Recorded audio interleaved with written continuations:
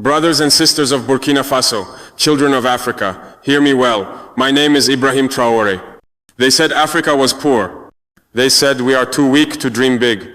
They said we are only good enough to clean their hotels, never build our own. But today, we break that lie into dust. On the shores of our beautiful land, with the Atlantic wind blowing in our faces, we are building the largest hotel the world has ever seen. And not for the West, not for the colonizers, not for the elite. We build it for the African people. I am not a businessman. I am not a puppet in a suit begging for aid. I am a soldier, a son of Africa. And when I lead with fire in my chest and my eyes fixed on the liberation of my people. This hotel is not just a building, it is a declaration, a flag planted in the sands of history. It says, Africa is open for her own future. Africa will host her own greatness. Africa will no longer beg for a seat at the table. We will build our own palace on the shore and host the world. Every brick, every nail, every piece of iron is touched by the hands of our own people. Engineers from Ouagadougou, laborers from Bobo Dioulasso. Architects who once dreamed in silence are now designing wonders with pride. This is not a foreign company project. This is not some IMF trap dressed as investment. This is the work of a free nation, standing on its own 2 feet. And I tell you today, this is only the beginning. They came to our land and took the gold beneath our feet. But now we will take the sand beneath their feet and turn it into luxury they can never own. They came to feed on our weakness. But now we rise with strength they cannot understand. Let them be shocked. Let them whisper. Let them try to sabotage. They can write their headlines. They can send their spies. But I say this with no fear. The era of African silence is over. We are not ashamed to rise. We are not afraid to build.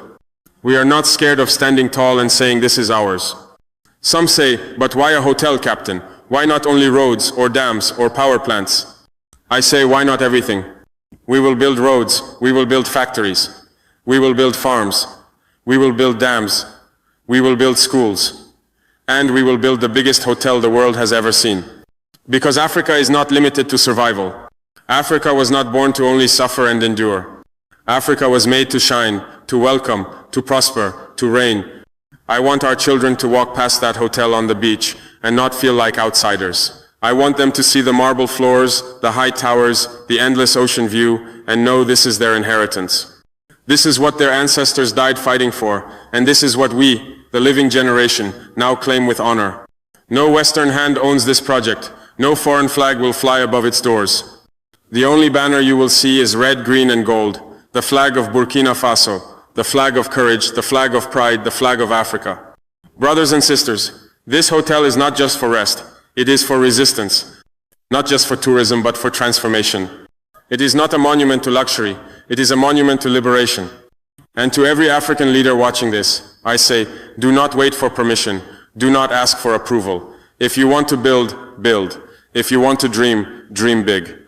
If you want to lead, lead with courage. Let us stop asking the same people who exploited us how to be free. We already know the answer. It's written in our blood. It's written in our soil. It's written in the fire of our people. We are not against the world. We are against the system that kept us in chains. We are not against humanity. We are against the injustice that dehumanized us. And now, we take that power back. So when the hotel rises, and the sun sets behind its towers, and the drums of Africa echo through its halls, the world will know. Burkina Faso is not small. Africa is not weak. The lion has awakened. We are no longer just guests in our own land. We are the hosts now. Ibrahim Traoré begins his speech by crushing the narrative that Africa is poor, weak, and incapable of building world-class infrastructure. He boldly declares that Africa will no longer accept the roles that colonial powers have written for them, roles of servitude, submission, and silence. This message is not only symbolic, but also deeply emotional. He reminds the people that for too long, Africans have been excluded from the very systems they sustain, cleaning hotels they don't own, working on projects that never belonged to them. Now, that era is over. With the announcement of building the world's biggest hotel on the beach, Traoré is telling his people that they deserve more, not just survival, but magnificence. He uses powerful language to turn shame into pride, to turn silence into a roar. This hotel is not a symbol of luxury for the elite. It is a symbol of African victory over psychological and economic slavery. It's a flag of self-worth raised high for every African to see and believe that they too can dream and build beyond limitation. Captain Traoré emphasizes that this hotel is not a foreign investment disguised as development. It is the work of Burkinabe hands, minds, and hearts. He names the local cities Ouagadougou, Bobo Dioulasso, where engineers, workers, and architects are rising up to make this vision a reality. This is not a contract signed behind closed doors with Western bankers. This is a revolution built with dust, sweat, and national pride. Traoré makes it clear that independence is not just about borders, it's about ownership. Who builds it matters, who profits from it matters, and in this case, it's the African people. He is redefining what it means to develop a nation by removing dependency from the equation. The hotel project becomes proof that Africans can lead mega projects on their own soil, by their own rules, using their own people. It is about restoring dignity to work, to creation, and to self-determination. This is not aid. This is achievement. In his speech, Traoré responds directly to critics who question why a hotel is being prioritized alongside basic infrastructure. His response is unapologetic. Why can't Africa have it all? Why must development always mean just water, just roads, just power, and never luxury, leisure, or beauty? His point is sharp and clear. Africa should not be confined to basic needs. Africans deserve to experience the fullness of life, elegance, joy, rest, and pride, just like any other people on earth.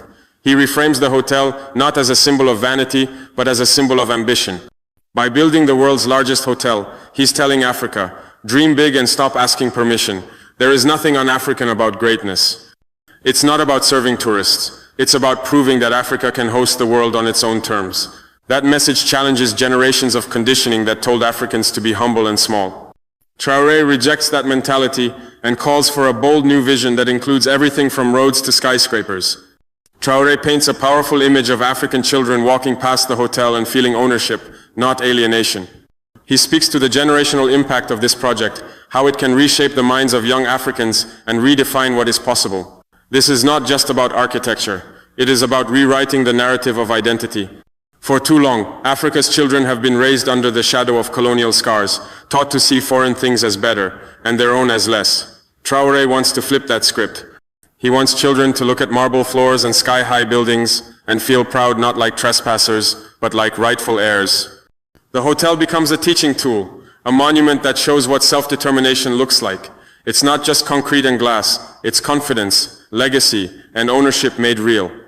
Through this vision, Traoré connects the past sacrifices of ancestors to the future promises for their descendants. He honors the struggle while lifting the next generation toward power, not pity.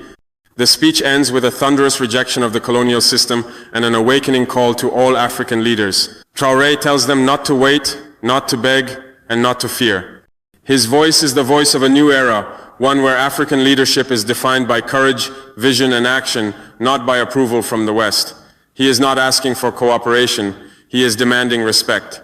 He is not aligning with global elites, he is standing with the people. The hotel becomes a battle cry, a sign that Africa is not only rising, but rising on its own terms.